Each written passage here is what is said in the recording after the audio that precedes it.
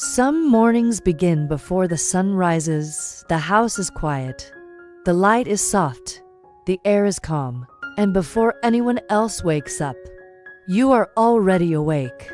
Not because you slept well, not because your body feels rested, but because responsibility does not wait. It does not wait for you to feel ready. It does not wait for your mind to catch up. It does not wait for the day to feel convenient. You open your eyes, and your mind immediately begins to run. It starts thinking, planning, remembering work, the kids, school projects, meals, appointments, clothes that need washing, bills that are overdue, messages that went unanswered, deadlines that loom, things that only you seem to remember. You take a deep breath, and you get out of bed, even though your body protests. Even though your mind wants to pause, even though your spirit feels heavy, you wake up tired. Not just the kind of tired that sleep fixes. This is deeper. A tired that sits in your chest. A tired that lingers in your bones. A tired that clings to your thoughts. It follows you through breakfast. It follows you to work. It waits with you as the kids get ready. And it does not leave until the house is silent again. Even though you have a partner, you often feel alone.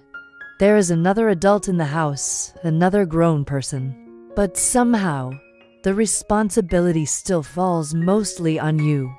You are the one who plans, the one who organizes, the one who remembers. You remember the doctor's appointments, the school events, the small emotional shifts in your children, the birthdays, the anniversaries, the small gestures that matter. You remember everything, and sometimes you forget yourself in the process.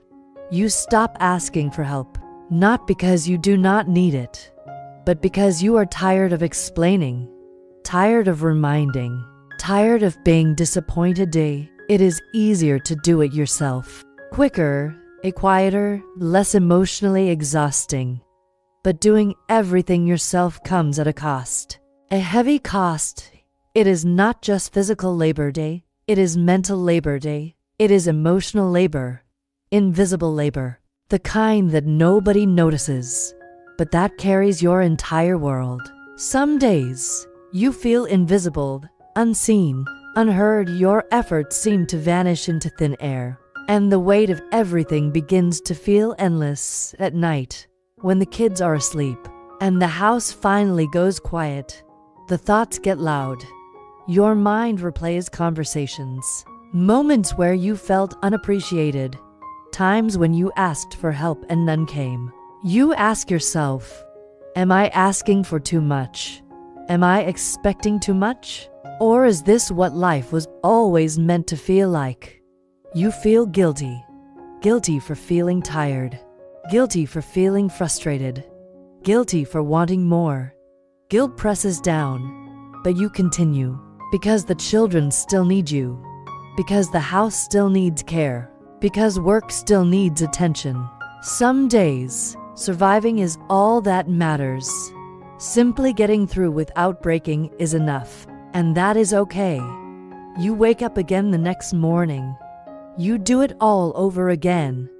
Making breakfast, packing bags, driving the kids, managing time, managing emotions, managing life itself. Because children do not pause life. They need consistency. They need love. They need safety. And you give them all of that, even when you feel drained, even when your spirit wants to give up, even when your body screams for rest. People tell you, you are so strong, but they do not see the cost. They do not see the tears you hide, the exhaustion you swallow, the frustration you bury. They do not see the invisible weight you carry. You did not choose to be strong.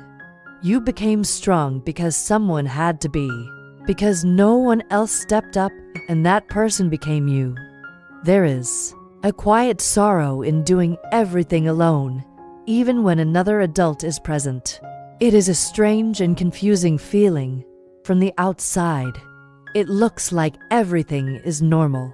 You have a partner, so people assume support exists. They assume help is there. But you know the truth. You manage work, switch roles throughout the day, and balance every responsibility. Employee, mother, a caregiver, a cook, a cleaner, a teacher, a planner, an emotional anchor. There's no clocking out. Even when you sit down for a moment, your mind keeps running, thinking about tomorrow, thinking about everyone else, thinking about all the small tasks that will come. How do you survive this? You learn that positivity is not pretending. It is not pretending everything is okay, that it is choosing not to let bitterness take over. It is choosing calm over chaos. It is choosing growth over resentment. You stop waiting for someone to change, because waiting drains you. Instead, you focus on what you can control: your energy, your boundaries, your mindset, your reactions. You learn to say no without apology, without guilt. You stop carrying burdens that are not yours. You protect your mental health, because your kids need a healthy mom, not a perfect one. You start finding small moments of calm, a quiet coffee, music while cleaning, a long breath in the car before entering the house. Small moments matter more than anyone realizes. You speak kinder to yourself. You stop calling rest laziness. You stop minimizing your struggles, because they are real, because they are valid, because you matter. And then there are the children. They are watching everything. They see a mom who keeps going, who loves even when exhausted, who shows up even when broken. They feel your consistency, your presence, your love. One day, they will understand. They may not remember the mess or the chaos, but they will remember how safe and loved they felt. And that gives you strength. Some days, surviving is enough. Some days, getting through the day without breaking is the win. And that is enough. The afternoon stretches on, tasks multiply, children ask for things simultaneously. Questions keep coming. Requests for help. Requests for attention. Requests for love. You answer as best as you can. Sometimes patiently, sometimes with a sigh. Sometimes with your eyes closed, just for a second of escape. And still, you feel the weight of being invisible. Invisible to the partner who should notice. Invisible to society that expects perfection. Invisible to yourself. Sometimes, the emotional labor is invisible, but it is there. It is heavy. It is real. It builds over time. It lingers even when the house is quiet. And yet, you keep going, because the children need you, because life demands it, because you cannot stop, even when you want to, even when the weight is unbearable. Some days, your heart aches from loneliness, aches from frustration, aches from longing for help that never comes, aches from wishing someone could see everything you do. But you remind yourself to breathe, one moment at a time, one task at a time, one smile at a time, one hug at a time, because these small moments keep life moving forward. You learn to celebrate the small victories. The lunch made without a meltdown. The homework finished without tears. The dishes cleaned, the kids fed and happy.